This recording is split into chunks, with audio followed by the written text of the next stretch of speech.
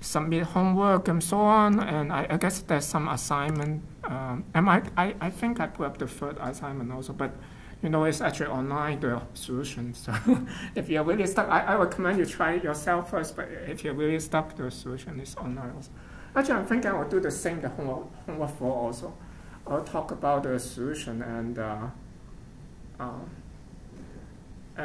but oh, by the way, like I don't know who is Andrea. I think it's Andrea the name. I'm not sure Andrea is here. Yeah, he sent me an email saying that like, can I share the homework and solution, like the first one? And I told him that like I really don't want to, because like you see I'm recycling all this assignment here. So so I don't want to post the solution, but I think I can talk about the solution. So I guess I almost forgot that, but maybe I would just give a little bit time to talk about the solution there, even though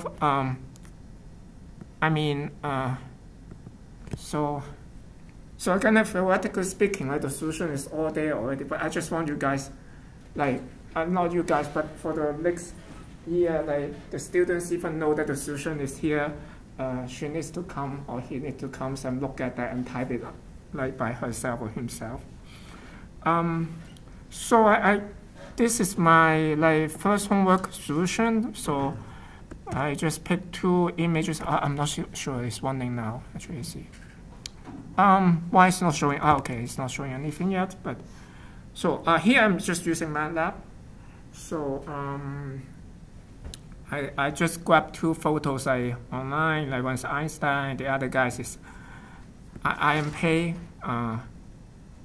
And it's some, I don't know, I like this photo, so by no reason that like. So then I just try to put them together first to see like whether it give a nice alignment. It's not too bad. I adjusted a little bit, so I want to make it a little bit, looks a little bit better. So here the main code here, let's see. Okay, yeah. So as you can see, basically I have for one of the image, I do a low pass way. Wait a second. I want to do a low pass earlier. Let's see. Is that where's that? Did I erase my code? Oh no, here. I'm sorry. Yeah, I have a Gaussian filter here.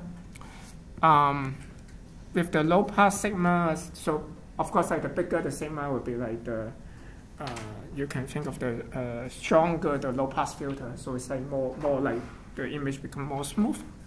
So the high pass, I will simply have another sigma is basically, this will be the high pass component, right? So this is the low pass component that's basically after the low pass filter. And then the high pass component will be just like your original image minus the low pass component.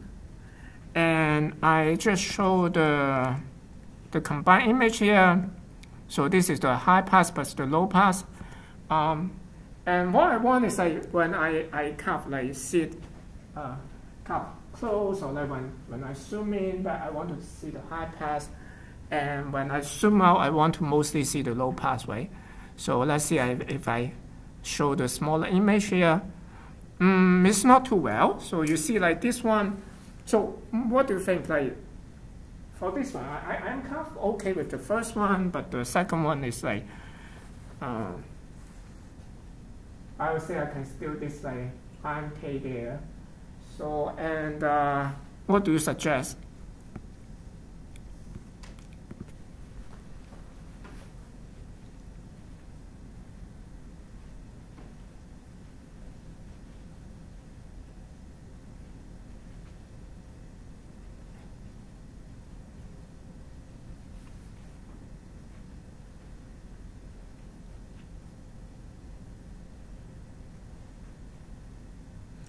Definitely, I should change some of these parameters here, right? But so I change this one, the high pass parameter, the low pass parameter.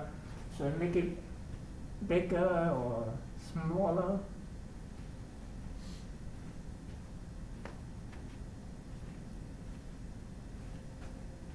Your low pass signal is small. So let's say if I. So let me make the low pass stronger. Let's try that first. So if my low pass stronger, so I should change this parameter, right?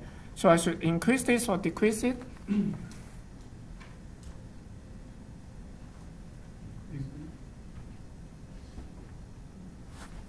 Increase will, yes, but we want to make it more, what's that word?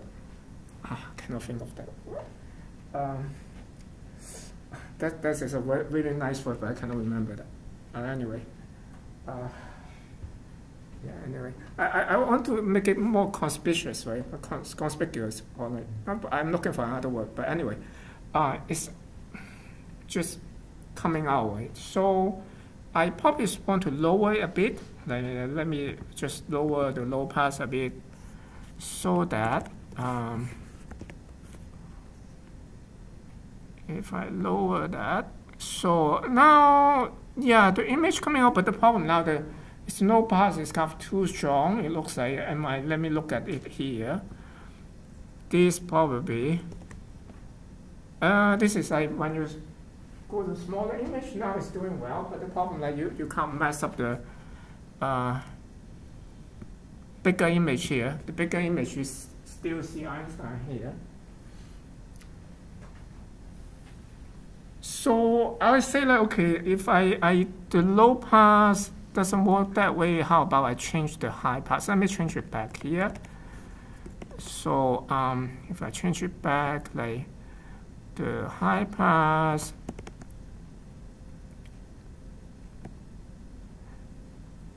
so here I would say like maybe the high pass is kind of too strong. If I can reduce the high pass component a bit, then maybe I can see the other guy a bit more easier. I can see Einstein more easier. Easier. And I should say see more easily, right? Anyway, so let's say let me change the high pass then. But then this time should I increase it or decrease it? Let's see. Should I increase or decrease? Sigma. Let's see. Wait a sec. It's not exactly right. I want to decrease the high pass component now, high pass contribution now. But if you think of the high pass filter here, it's actually 1 minus the low pass there. So if I increase this parameter here, the low pass will get stronger. But then the high pass will be 1 minus that will get, oh yeah, maybe otherwise. So wait a sec. No, low pass is not getting stronger. If I increase the high pass parameter here, the low pass filter is stronger, but the low pass component is weaker, right? Then the high pass component will be stronger. So I probably should decrease this instead. So let's make it maybe 5. So if I do that, this seems a little bit weaker now, but I can still see it. I'm kind of happy with that. And if I do that, okay, it's kind of okay, borderline. I guess you see my point. You can still massage this parameter a little bit, but I guess like this tiny image, I kind of a little bit more satisfied. I can see Einstein here, and the other guy more or less I only see that, although the shadow is still kind of heavy, but yeah. So I guess like that's my point. Like you don't want to adjust the parameter like kind of blindly, but you can think a little bit whether you want the high pass component is strong or the low pass component to be strong. And the bottom line, this particular fun example is like you want to be, when you're close, you see the high pass, when you're far away, you see the low pass. So, yeah. Okay, anyway, that's what I like to talk about the homework. Let me go back to the main thing I like to talk about today. So, so we talked about corner detector last time.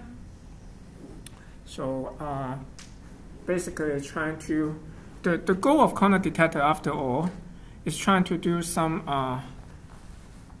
feature extraction that you can find some distinct point, and then for those distinct points, often we call these key points, and at those key points we try to extract some feature, have some representation of those key points, and then we can use this representation to kind of like match like which key points is corresponding to another key point.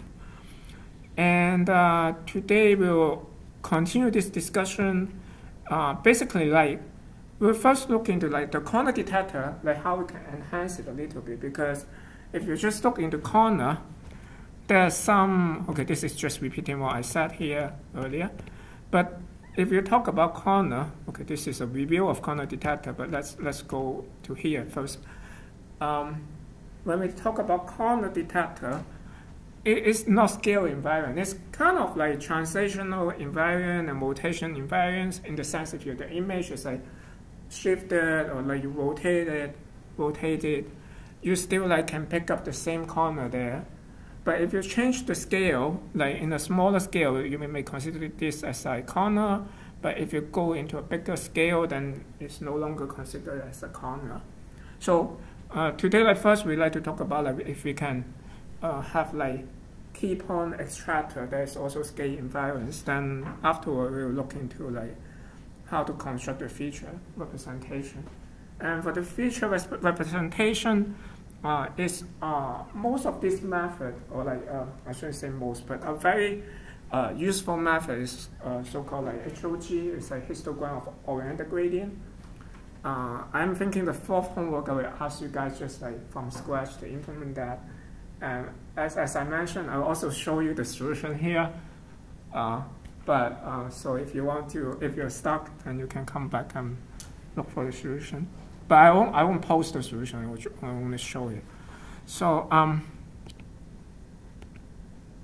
okay. Let me give a quick review of Harris corner detector first, because it's like a week ago.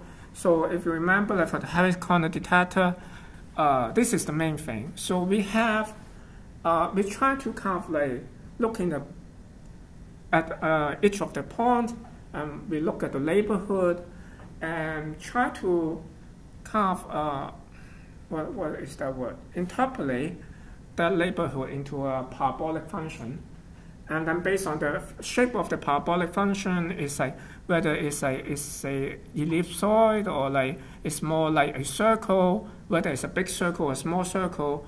Then like we decide whether it's an edge or like it's a corner and it's a flat region. Oh, by the way, the circle, the bigger circle, like here, this axis is representing the eigenvectors. So not to be confused, like this looks like more like this eigenvectors is therefore saying that like it's going to have a bigger eigenvalues on this both sides there. It's basically is increasing faster. So therefore, it's more like a corner.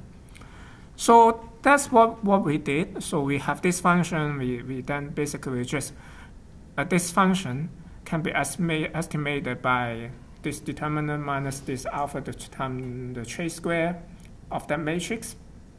And that matrix, by the way, you can also like, okay, and the determinant is basically the product of the eigenvalues, and also the trace is sum of eigenvalues, so you can also represent as this one. And that's the Harris corner detector, basically. So now, if we want to have scale invariance, one thing we may do is like, I can look into each of the patch, but we try to compute the function across different scales. And then basically, we only focus at this, for that function, at the point that is a peak. So for example here, if you look at this here, no matter I'm in this scale and this scale, if I compute this for f function we are going to talk about, this always have a peak near like this scale here. In that sense, will be like for this image will be like, oh, okay, going too fast. I don't know. I want this scale here. So then they're basically looking into the same scale, kind of like no matter you scale the image up, then if you scale the image up, then it will try to complete the function with a larger neighborhood, a larger patch. So in that sense, like both of these values will be pretty similar, regardless the scale of the image. So that's the main idea, to get this scale invariance. But then we will ask like what kind of function we are supposed to use and so on. So there's some suggestions there. Like in the past, like people find that like okay, using this Laplacian of Gaussian is pretty good. So basically, it's just a second derivative of your Gaussian. And by that, if you look at like for example, the y is good. You can think of like, for example, if I have a dot there, and if I have that LG function there, or the LG filter there, I will basically will have my let me get me a pen. Let's see.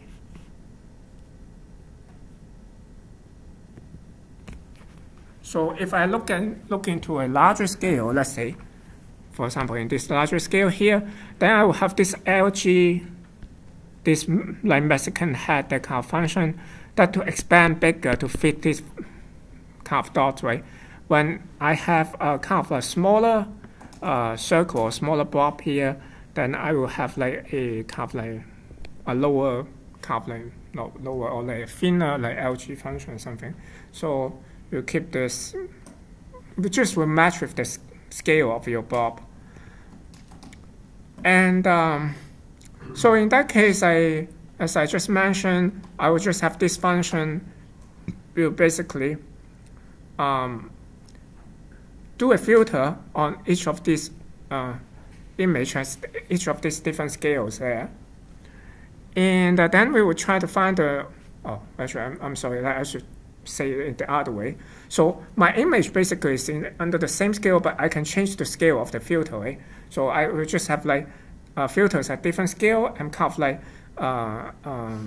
do a convolution with this, or like convolution with the image, so to get like these different values here. And then I will just pick the peak along this scale. So for example, like for each of the so this I basically have a three-dimensional data, right? So find the maximum like in this three-dimensional volume. So for example, like this will be a maximum if it's like bigger than all its neighborhood. This total, I think, is a 24 neighborhoods, something like 24 other fossils there. And in practice, I shouldn't say in practice, but one of the most popular this kind of like feature detector is called SIFT. I'm not sure how many, I think like quite a few you should heard of that. So it's still popular, I guess. The algorithm is still under patent, so therefore if you use that, actually you need to pay for it somehow. In OpenCV, if you use that, like of course, if you're not using it for commercial purposes, it's kind of okay. Yeah. But therefore, if you pay with OpenCV, you realize that like they actually have two packages. If you install that, they have an OpenCV Python. There's an OpenCV contribute Python, and the contribute basically have all these like kind of different algorithms that is kind of have a kind of string attached there. So when you use that, it's kind of saying, okay, I'm using this. It's not exactly free stuff there. But honestly, I would say like I didn't read the patent, but therefore like it's good to understand some of this stuff. Actually, yeah, you can work around with that. I mean, you can definitely make changes so therefore like software patents is so difficult, honestly, I think. To really make it, yeah. Anyway, so for SIFT, what I want to say, like earlier, we have this Mexican hat function. Right? This is like the Mexican hat anyway, and what they used, what he proposed actually. This is actually a professor from Canada. I think it's Low, And what he proposed is that instead of using LG, they can use a difference of Gaussian. So if you actually this is a figure here is showing these two functions is pretty similar, like Laplacian and difference of Gaussian. Both of them have similar shape. And if you use difference of Gaussian, the advantage is that like basically you can just apply a Gaussian filter at different scale, like one scale at a time, and you continue to increase the filter. So you have basically compute the Gaussian filter of the image at, let's say, like sigma, and then k sigma, k square sigma, and so on and so forth. And then you have a stack of images, then you just compute the differences. So it's a little bit more efficient than you do LOG. And this is the typical values that people use, like similarly, say, 0.707 k is this thing here. And then, as we said earlier, once you have this stack of like difference of Gaussian, then you can just find the maximum there, right? And the maximum will be your key point, basically. And but if you do that, like typically you have many key points like this. So you want to kind of reduce the number of candidates a bit. So one thing we can do this outlier rejection. Outlier rejection is we can first, let's say, try to interpolate that local maximum there. So again, like similar what we did like earlier in Harris corner detector. We also try to I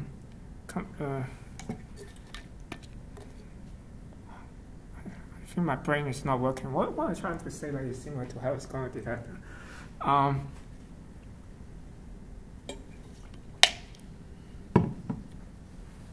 Yeah, it's like Harris corner detector, which also trying to fit into some kind of function, right? So you can think of this as also actually it's like fitting a quadratic function when you do the Taylor series expansion. Therefore, it's kind of fitting the ellipsoid there. So, but if you have the Taylor series expansion, then for this guy here, you can actually find the maximum, right? So here, you know the local maximum is here already. But I want the maximum, I can further interpolate a little bit to find an even better maximum. So you can think of like, because like here the resolution is like one voxel at a time, right? So the true maximum can be like between this voxel. So therefore, like what he did is first I interpolate the function with like a second order function, and then I find the maximum nearby the actual maximum there, and then like he just keep, and you move to the new maximum now, and then you can do the second time the interpolation again. Then you can repeat it several times, right? So actually, what it did in the actual implementation is 5 times, 3 times, I forgot. So not a lot of times. So oftentimes, like it will converge pretty quickly. If it converge, then we will okay, it's kind of okay. But if it's converged, we still want to check whether it's like true maximum or like it's kind of like just pretty flat places. So if it converge, we'll check if it's like the threshold is about like 0.03. If it's lower than that threshold, we'll just discard that. And if it does not converge, we also discard that. So therefore, like two different way to kind of discard these candidates. So, and other refinement to do an outlier rejection is like you're trying to remove edge point. So this part is very similar to Harris corner detector. So remember that in the Harris corner detector we kind of have this H or M matrix is basically have this again I fitting the function into the ellipsoid, and then we have the trace and determinant, right? But somehow he doesn't exactly use that criteria as like Harris corner detector. He has his own criteria here. He basically look at the ratio between the trace and determinant. So, and basically if this candidate is say bigger than 10, so will basically imply that again you will be pretty near the edge regions there.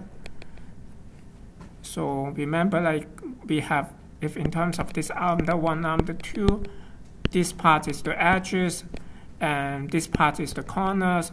So basically if you try to derive it somehow, you will see that like when this value is pretty big, you will near these edge regions here. So then he just picked a threshold, let's say 10. Then when this trace square is like over this determinant, it's like bigger than, oh sorry, I mean this. Oh, I'm going too fast, I'm sorry. So I guess okay. Here, lambda 1 over lambda 2, if it's bigger than 10, it's basically like in this region, right? So it's basically saying that like if one of the S's, yeah, how can I draw this lambda 1? Ah, yes, something like that, right? If I have a line, something like that. Ah, it's so bad that I cannot. So if like the ratio is like, here also we assume that lambda 1 is also bigger than lambda 2 here. So if this ratio is bigger than 10, then so it's like in this region here, then we will reject that. And then, by the way, this lambda 1 over lambda 2 can be figured out from this trace square over determinant, because like trace square is equal to this, determinant is equal to that. And if we expand that, it's basically equal to r plus 1 over r plus 1 square over r. So therefore, because also this function is monotonic, so therefore, if r is bigger than 10 for this guy, it's basically saying that this guy is bigger than 10 plus 1 square of 10, something like that. So this is another way to kind of do the rejection. And by the way, when we compute this here, like compute the HMM, like we need to compute the second derivative, right? So I guess in the Harris corner detector, I didn't really mention like how we compute the, maybe I mentioned, but I probably quickly went through that. So,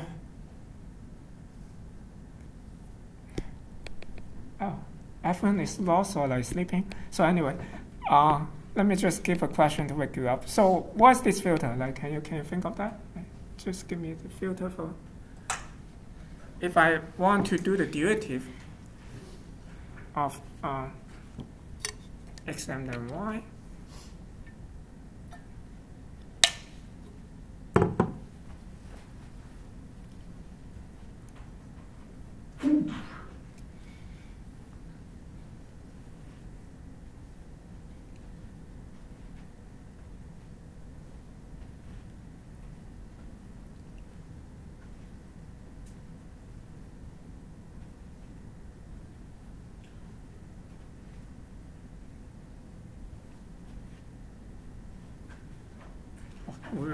Yeah, this is kind of important, right? Because when you actually need to implement this kind of like, if you need to take the derivative of the image, like how should I actually implement that? Like you see the paper say that, but what's that? How do you actually implement this? It'll be like just filtering the image somehow, right? But what will be the filter?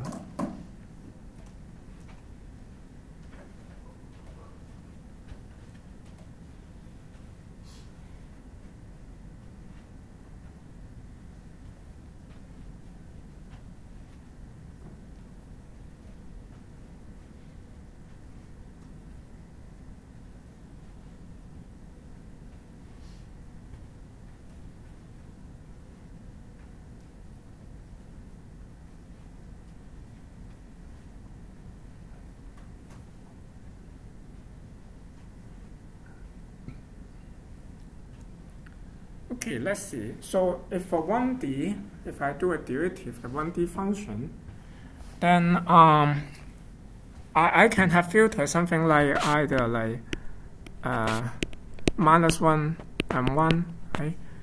Or maybe let's say like -1, 0, 1 over 2, because I we hop to like 2 pixels now. So then then I can say like x-axis I have this filter, and then y-axis I will just repeat the same thing here. 1, 0, minus 1, 1/2. Then if I convolve these two filters, I will have basically like -1, -1, 1. Let's see. 1, 0, 1/2, something like that, right? But in practice, like this is actually, if you look at that, it's not really a nice filter, right? I mean, like you don't use the neighborhood information, like the nearest neighborhood information, but instead you use the next nearest neighbor. So, but this is actually just a rotating of this filter, right? So, therefore, like a more reasonable filter will be like this, kind of. Erase all this. Now, how about XX?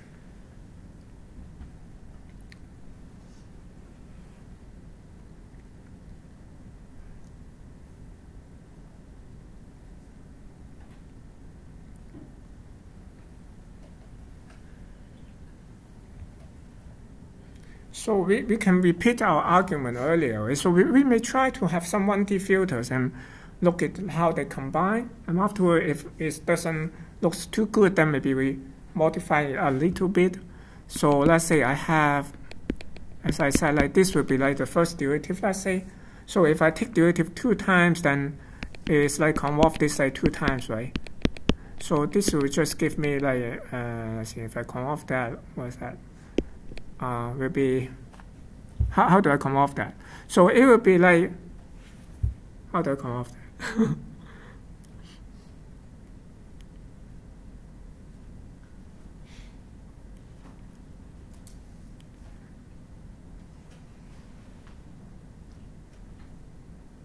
Actually, I shouldn't even say this is convolve. Actually, convolve may not be a right.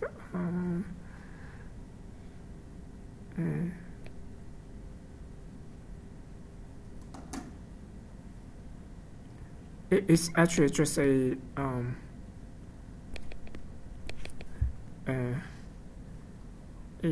filter of this guy, of this filter, basically. So then will be like I have -1 multiplied by this guy, so I have like 1, -1, right? Then in the second one, this one, apply on this again, I have -1, 1, right? Then I put them together, so as I add them together, so I have 1, -2, 1, right? Something like that. Yeah. So that will be the filter. And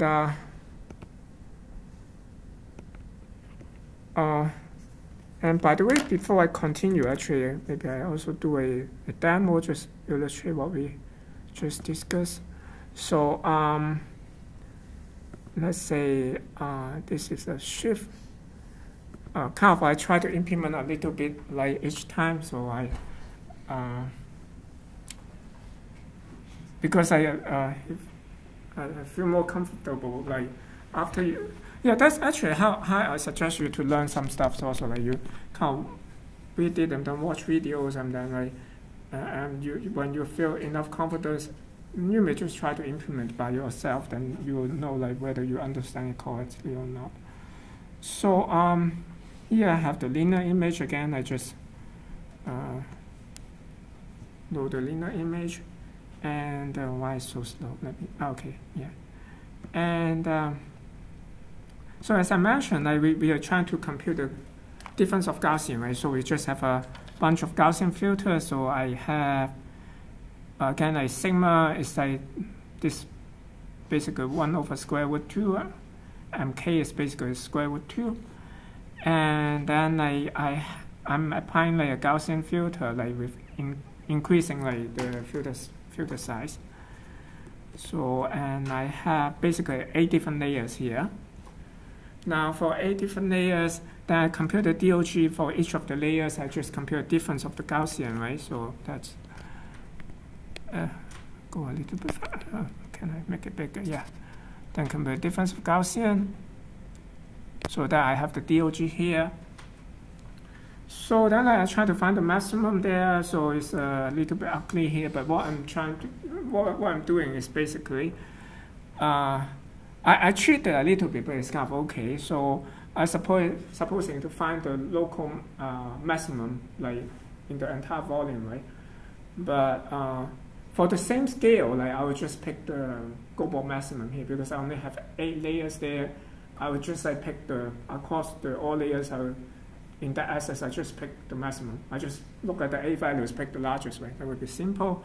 But then I need to make sure that values is across the spatial, like for a particular scale level. I want to see like the neighborhood is actually it's also like it's a local maximum. So here I didn't compare like all 8 neighborhoods. I only compare the nearest neighborhood. Basically, I'm saying that. Okay, let me maybe.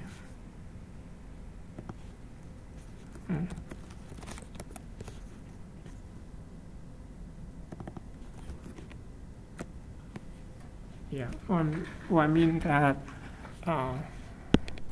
So like I across different layers, like I have 8 layers here, 8 different scale values.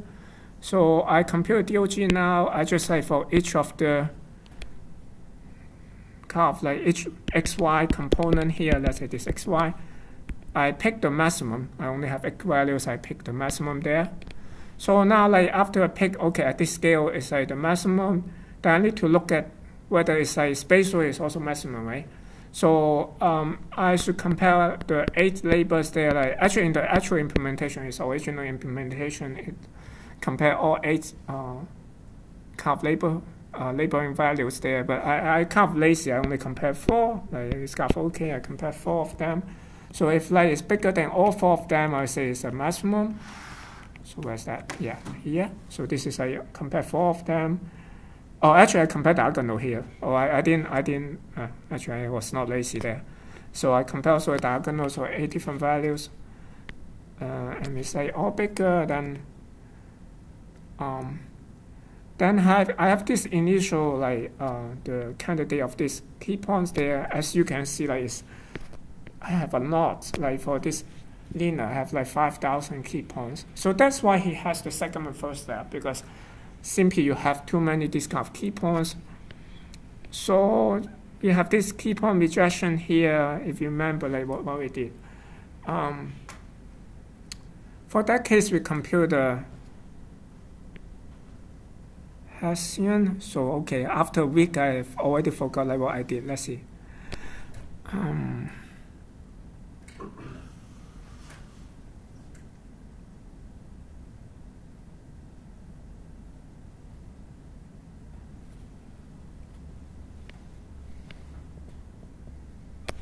It's better to go back to the slides, then I will remember. Yeah.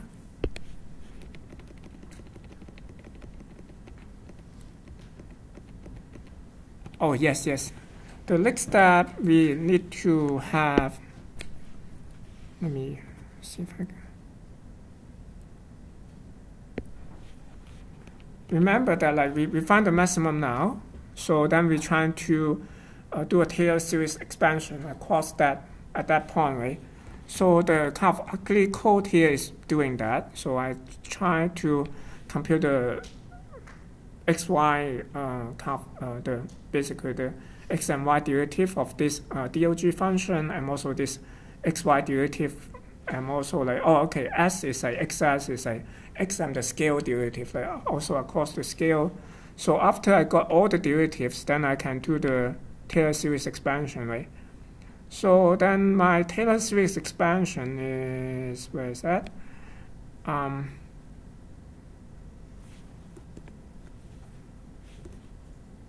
Oh yeah, the maximum. So remember that like basically from there I try to refine my local maximum there. So I will do it like I just follow his original code. Like do it 5 times. So we iterate 5 times. Like at that local maximum there. So once we every time I iterate, let's see.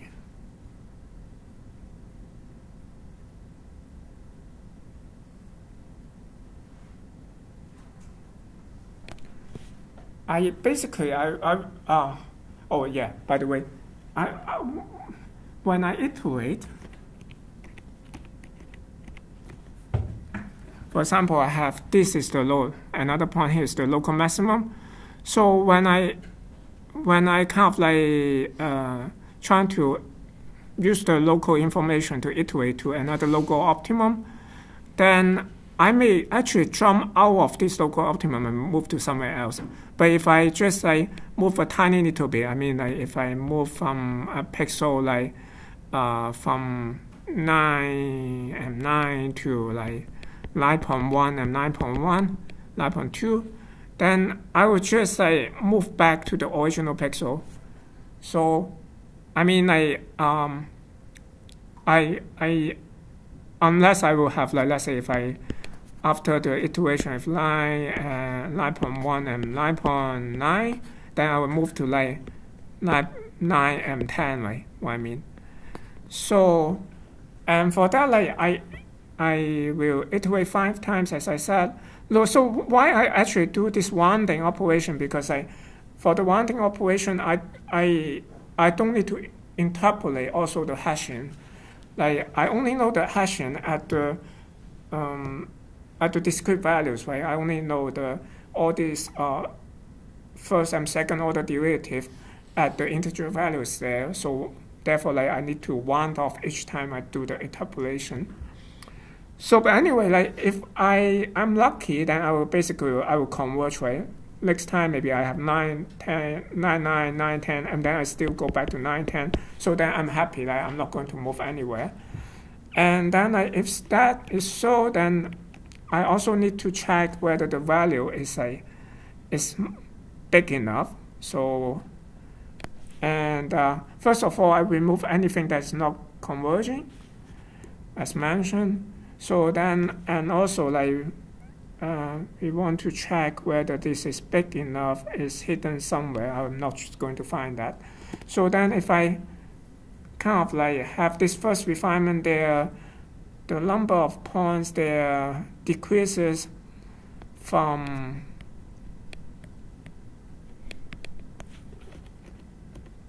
basically 5,000 to about 3,000 now. And then afterward, so we still want to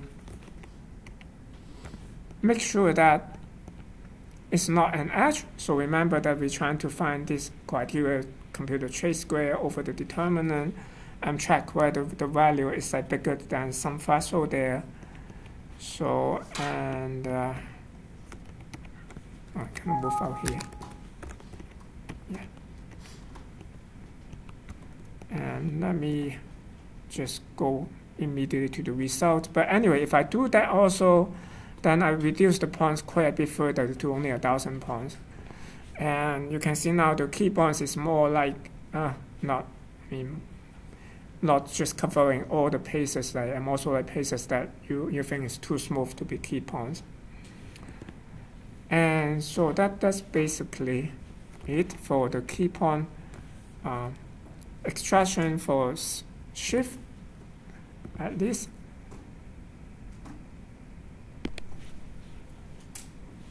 And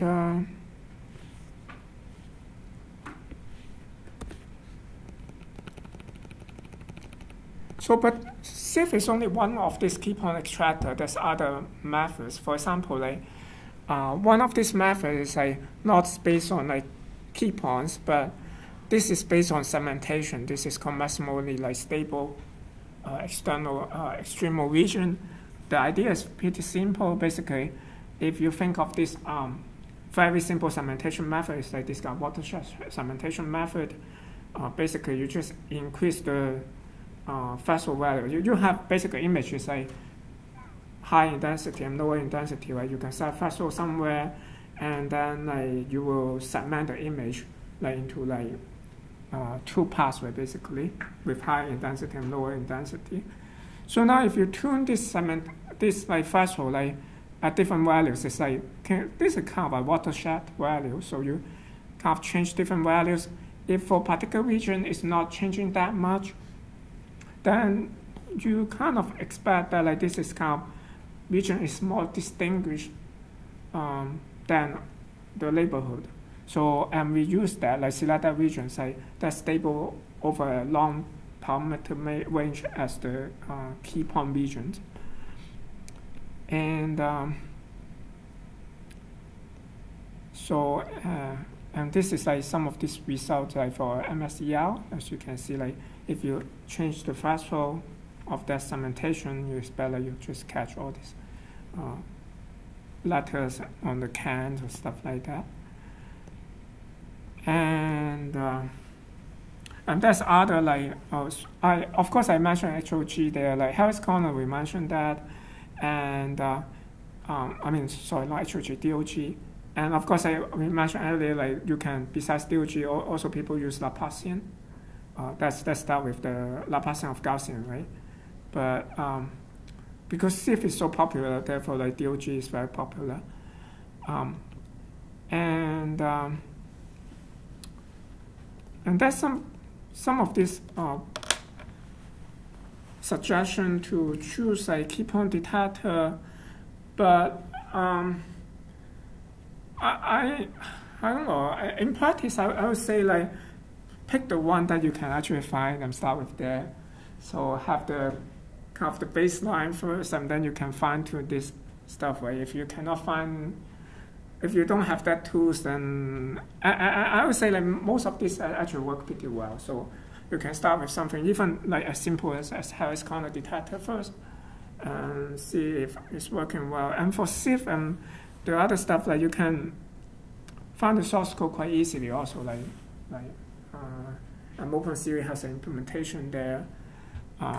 Just compare with like Harris Corner detectors. Of course, much slower. There's like some faster implementation. For example, SIFT. I think I have a slide there, but it's only one slide there. There's later implementation, and many others. So. Before talking about those, so next, I'm not sure like how we are going to work on time, but anyway, I probably will stop like somewhere in the middle. So after you find the key points, next thing is you want to like create a representation around the key points, right? So we need some descriptor somehow. And for descriptor, of course, the most naive one is that you just simply use that neighborhood as a template and try to match anywhere else that you think is interesting. So for example, like let's say if I try to find find a can something, right? I can just use like this neighborhood, this lasso here, and then try to map it. But the problem you can see immediately, like this kind of feature is not rotational invariance, right? So if you use this template, of course you can argue that I would just rotation shift this template in every angles and try to match that, but then like this would be computationally infeasible.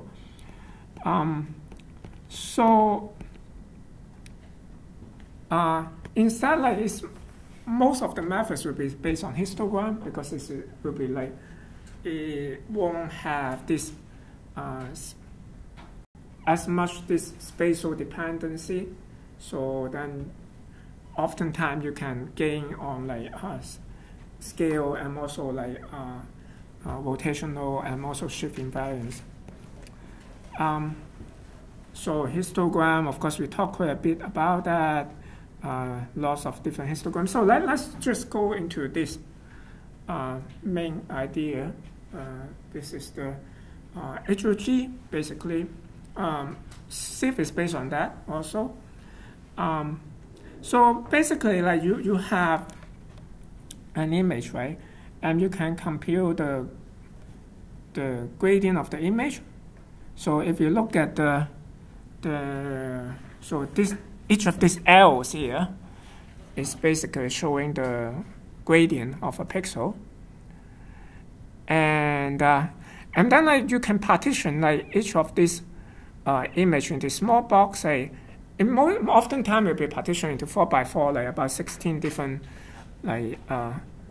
pixels at a time. So inside a block, then we can compute the histogram of all this gradient, right?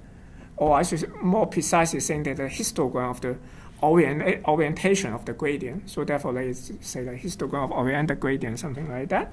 So for example, here, if you can't partition into different angles, like oftentimes they will partition into 8 different bins there. So then will be like this will be one bin here, and this will be the second bin, and then like this is the third bin, and I say this is the fourth and fifth, 6, 7, 8, something like. This is the first bin here, yeah. So I have these 8 bins, and if I have the, let's say the gradient is like fall into this direction, then it will be like in the second bins, right? In this case, basically, instead I will count the number of gradients that fall into a particular bins. The problem is that if I do that, like I won't take the magnitude into account. So typically, you will basically add the magnitude to that bin direction. So for example, like if I have this gradient is here, and therefore like it's in bin 2, then bin 2 I will add this magnitude to bin 2. So it's clear. So that I basically have 16 values here. We'll add to like different bins here. So therefore I will have a kind of something like this, and this will be your homework for basically.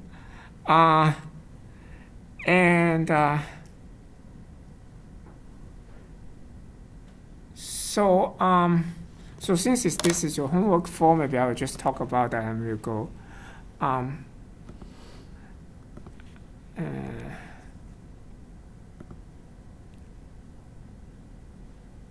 Let's see.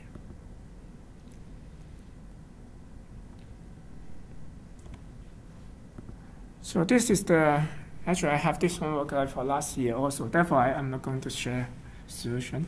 So here, so I also like grab an image like online. This is like called, how do you say it? Gantry crane? I don't know, Gantry crane, something like I guess. So I just resized the image a little bit to make it not so big, and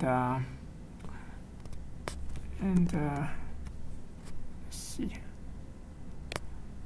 And this is okay. This is not necessary. I don't know. I rotate the image just for testing, basically. Maybe let's not rotating it. I'm start again.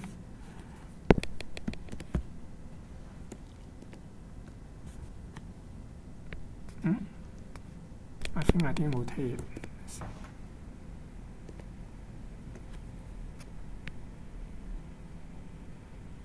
Oh, okay, just scale.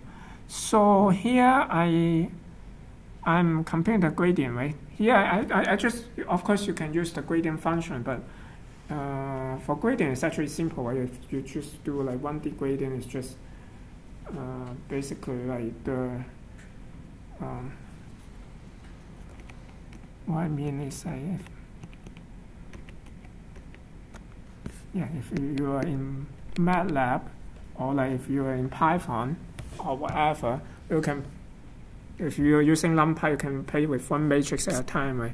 So if I have a image represented as a matrix, then the x derivative will be simply I can get a slice of that matrix like here. I probably pass some 0 at the boundary. So minus, for example, like for this. Actually, I basically will do it one time, right? Minus basically shifted by. Actually, I already did that. So minus this, that will give me the derivative. This part here. I'm not sure I show it clearly, but anyway, that's what I mean is that you just basically do a 2-block subtraction. So anyway, I have this dx and dy, that's the gradient there. So then let me plot the gradient here. So this kind of like Mexico is just trying to plot this gradient here. So I just play with a block of the image, not the entire one. So and I also like plot the gradient basically, each of the pixel there, and then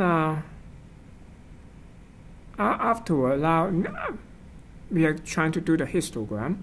So I have 8 bins here as I mentioned, and then I should first switch from like Cartesian coordinate to this what's that called? Help me. What? Polar. Yeah, polar coordinate. Yes, thank you. Yeah, polar coordinate. So there's a function in MATLAB. I think it's the same in Python as well, in NumPy. And so I'm interested in the theta and more, right? So the actual code is really short, as you can see. But actually it spent me 2 days. I mean, I'm getting old, I'm sorry about that. So it gave me like half an hour to write that, but then it gave me like 1 day to debug it. Of course, it's actually much easier than that. I was trying to be smart to write everything parallelized. Then I kind of grow into like 3-dimensional volumes to do the addition in one of these assets and so on. Then I made a mistake in one of these assets index, and so therefore like wasted so. But you can just write in for loop. Of course, it's kind of slower, much slower, but then it's actually easy. But then it's nice, right? If you vectorize that, it's super fast. And here I'm just draw this histogram of oriented gradient, as you can see now. So I have this, may not be too easy to see, but like is, oh yeah, maybe the next one is better, because for the next one I'm trying to plot both the HOG and also the gradient for each of the pixel. Then it's more apparent, right? So this is the 4x4 block for this HOG. So you can see that like all of this gradient pointing down, right?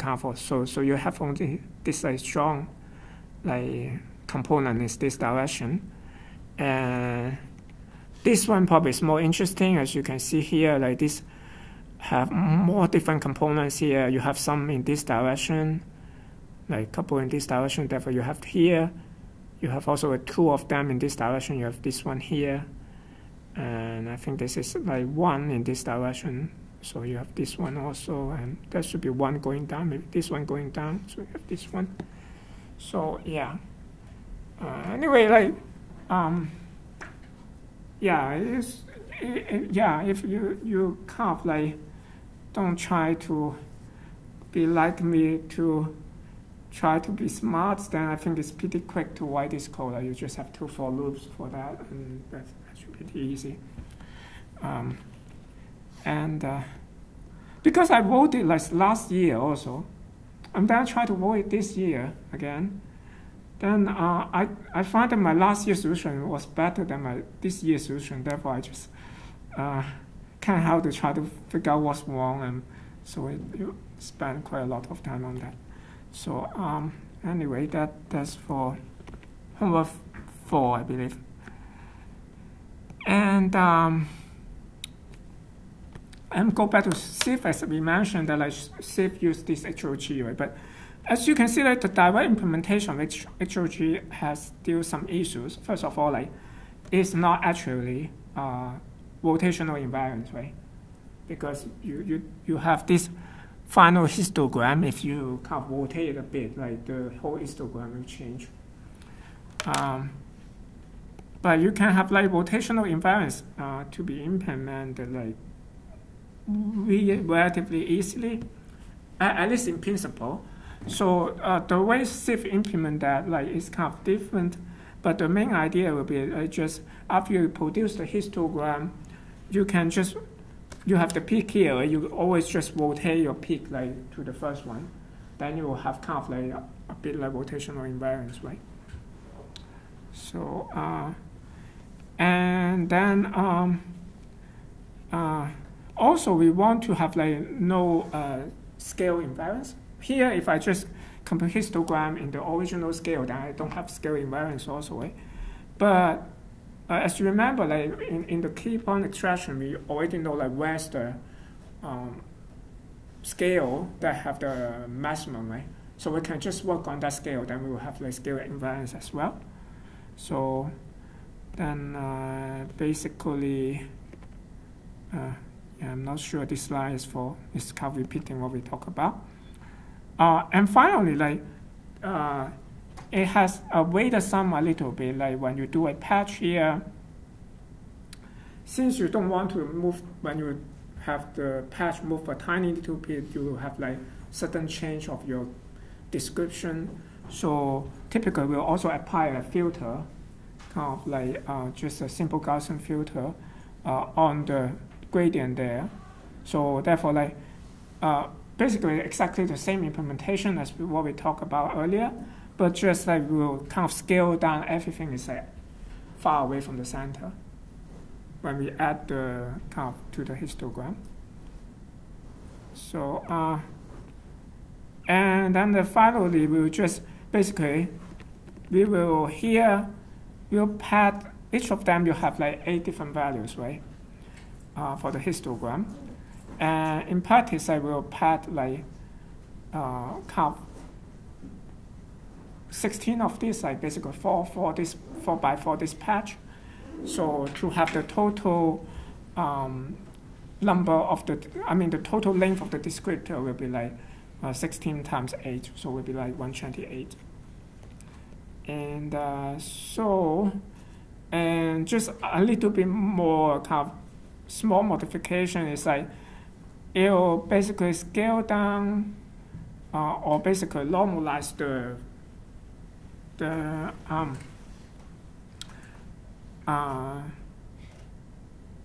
vector to 0 to 1.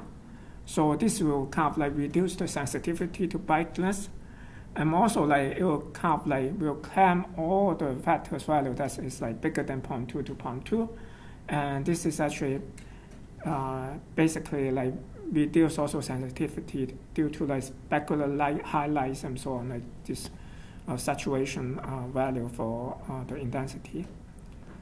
And that's basically afterward, like after you clamp all these values, then you renormalize it. So and this is basically SIFT, and I guess I will just probably stop here, or should I go? Maybe stop, or maybe go. Okay, let's stop here. So yeah.